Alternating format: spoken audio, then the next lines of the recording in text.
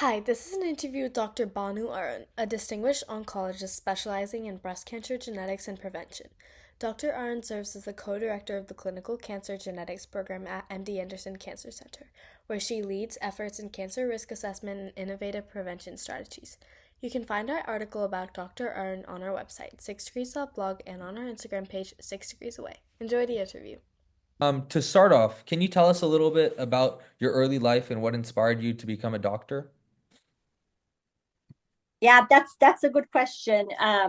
Becoming a doctor was always my dream. I know it sounds very cliche, but it was really. I never considered any other profession. Since I had remember having any consciousness or um, all the way going back, I always thought, oh, I will be a doctor, and I thought I will be a pediatrician. That's what I thought, and then that really. So in elementary school, it continued, but without deeper thoughts, right? I thought it's automatic without really knowing what it meant, what the preps require. Like, can anybody become a doctor who just says, oh, I want to be a doctor? So in elementary school, I didn't have those thoughts. But middle school, and of course, in high school, it really you realize that, oh, just running is not enough, and then you have to do a lot of stuff to get there. But that was the only profession that I had in mind. Thank you. So, what personal experiences or people in your life have influenced your decision to focus on breast cancer treatment and prevention? Yeah, that's a very good question too. So I had mentioned that I always wanted to be a pediatrician, but when I started medical school, um, I think maybe a second year or so, when I started, reading about which at that time didn't exist, like immunotherapies, targeted therapies. I decided, not to do pediatrics, but to do more internal medicine, and then maybe go into cardiology or oncology. So that's kind of how I changed from pediatrics to internal medicine. And then when I started my residency in internal medicine, I during my rotations, I was really inspired by oncology and hematology and all of the new potential therapies, immunotherapies, targeted treatments. And then after I finished internal medicine, then I did my fellowship in hematology and oncology, like I was planning. And then there I got inspired doing, breast cancer and breast cancer research, treatment, as well as prevention. And kind of the people influenced me were really, when I was a fellow, I did my fellowship at Georgetown University Hospital, Lombardi Cancer Center. And the Cancer Center program director, Mark Lipman, was a breast medical oncologist. And he was very well rounded, not only as a clinician, but also a researcher. So he had like a building almost named after him for research. So I got very much inspired by him in for breast cancer treatment as well as prevention. In terms of advancements in the field, how has new technology changed the way we test for and understand genetic risks like BRCA mutations? Yeah, another good question. So when I started um, my oncology training and finished, the BRCA1 and 2 genes were just identified to identified for us to understand that they both mutations in these genes increase breast cancer risk, but they were not really available for population-based testing. It was all done in labs under research. But the following years, like after 97 and especially around 2000, the next generation sequencing technology evolved, and that really enabled many people to get tested for mutations, including BRCA1 and 2, but also other breast cancer or, in fact, cancer predisposing genes. So technology really helped in number one, improving the testing, number two, making it available to many, many people. And with the testing, of course, as you might have read, you can identify the risk of a person's risk to develop cancer, and then you can do some screening interventions, maybe some other preventive interventions. And again, new technologies can help with that also. In the past we would do mammograms, but now we have MRIs for screening. So I think technology helps with everything, the identification of the risk, screening, and improving cancer outcomes. So you covered this a little bit, but what efforts have you made to make genetic testing more available to people who need it, but might not have access, and what challenges remain? Yeah, that's a very important question too. So, recently my research also includes to disseminate knowledge, but also clinical services to underserved populations, low socioeconomic income area populations. So in that regard, I partnered with some other researchers and received a grant from CPRIT and also Susan Komen, Breast Cancer Foundation, to disseminate and increase access to genetic testing in African American, communities, in Hispanic communities, and now we are going a little bit more further out in Texas, using mobile mammograms to identify individuals who would be eligible for genetic testing, but could never do it because they have no access, they have no money, they have no insurance, or they simply don't know about it, or the physicians never referred them.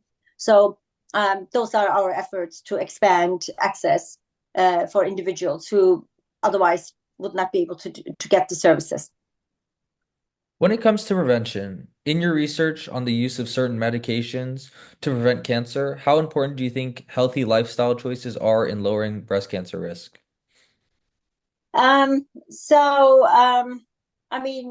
Definitely healthy lifestyle is beneficial in terms of risk reduction, not only for breast, but other cancers.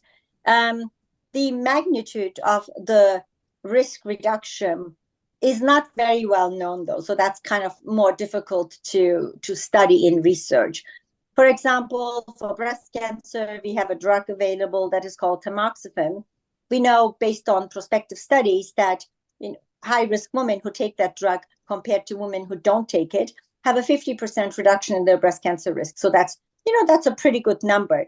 Unfortunately, I cannot, say the same, like if you have a healthy lifestyle or eat only berries or, don't eat meat, your breast cancer risk will go down by 30%. We don't have those numbers, but what I can say is that we know that patients or individuals who have a healthy lifestyle, do have good weight management, eat healthy, following the food pyramid, or the new thing is now the Mediterranean diet, have a decreased risk of multiple diseases, including cardiovascular disease, reduced inflammation, and inflammation can increase the risk of cancer. So when you reduce all of these things, cancer risk goes down as well.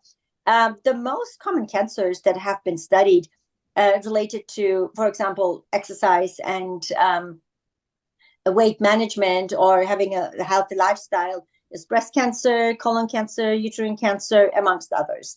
And of course, I'm not even going to lung cancer and smoking cessation, right? That is definitely a big impact in terms of increasing risk smoking. How do you think tools like artificial intelligence could improve the way we prevent breast cancer in the future? So I think, an AI might not really be able, or AI intervention, to prevent it, because preventing means you kind of completely do something where it never happens. So maybe not an AI, but AI can help with the choices to reduce the risk or prevent cancer. For example, AI can help putting together an individual's risk based on lifestyle, body habitus, and also genes, calculate the risk, and then calculate what intervention can reduce risk or prevent cancer completely, based on an algorithm for that specific person. So an AI cannot prevent the cancer, but it can help the person to make the best risk reductive or preventive choice. And I will give you an extreme example. If, for example, an AI can explain to the person that based on this and this and this risk, you have an 80% risk of breast cancer, then we know that if you, for example, remove the breast, that can reduce 90% or 95% breast cancer risk. So that AI can help with the calculation and say, well, you have an 80% risk, but if you do this and this intervention, your risk would go down from 80% to 5%, for example. And I think that's where AI is very important. You know, it can personalize the risk assessment and can help with informed choices and decision making. Reflecting on your work to spread awareness about breast cancer in less wealthy countries, what do you think is the best way to help people understand the risks? So that is a very good question also. So with low and middle income countries, there are major agencies that really have ambitions to kind of improve awareness of cancer and cancer prevention. The WHO, ASCO, and many other organizations. And I actually, our institution, MD Anderson, partners with some of them. So I know the work. I think the initial work that needs to be done in those low middle income countries is really increase awareness. So it's education. Number one, to know your family's cancer history, because in some countries it's taboo, people don't talk about it. So if you don't talk about it, then you don't know that you're at risk. So number one, knowing your family history, being able to openly talk about that, and then education that, early cancer diagnosis, so early stage, can save lives. If you diagnose a cancer at stage, wait, and at stage 3, 4, you can, the cure rate is very low. But if you diagnose cancer at stage 1 and 2, the cure rate is very high. So you can be actually completely cured. But that requires education, right? With the earliest signs and symptoms, you should go to your doctor. Or you should even go to your doctor before any signs and symptoms and just do your mammograms. If you're a smoker, you should be doing your CT scans. For colon cancer, you should be doing, after age 50, colonoscopies, for example. But that requires, besides the infrastructure in the country, which I'm not going into, the knowledge of a person that if you go and do this, and if they find a little polyp, they remove it, they actually prevented your colon cancer that would have happened 10 years later. So it's like a complete prevention, actually. And, many countries and people don't know that. So I think, to me, the initial thing is education. And then finally, we ask the same 2 questions of all our interviewees, and that's, what advice would you give to young doctors or researchers who want to make a difference in healthcare? Well, that's a personalized question. And then also, how do you personally measure success and professionally measure success as well? So the first, what I would recommend to young people, what was the question, to become successful, or? No, just what would you recommend to young people who want to go into being doctors or researchers? Oh, so I think once they get into medical school, I think I think we're at the age where I think just being a general doctor is not helpful. I think they have to find a niche, an area that is close to their heart, and then really focus on that. And I think the new generation is very well suited to combine, and I think that was, one of your questions, combine, classical knowledge, education with new technology, whether it's imaging, whether it's robotic surgeries, molecular diagnostics. I think sky is the limit for the new generation. I think the new generation will be able to do much more than we do with the classical, where we had the classical education, and they can have a higher impact because then they can serve, masses, where we would maybe serve, 100 people with an intervention. With their interventions, they could, maybe serve thousands of people. So, but I think identifying their interest area would be the first thing once they, go into medical school and then their residency. And what was the second part? How do you define success both personally and professionally? Yeah, I think that obviously goes beyond medicine. I think, I think that's a general question. So professional success is, I think, maybe not the highest rank you achieve, but your personal, emotional, and mental satisfaction. So for some people, it's, being academics and, moving up the career ladder. For some people, it's, doing private practice and doing a lot of surgeries, the number of surgeries, that's very important for some. And for some, it's a combination.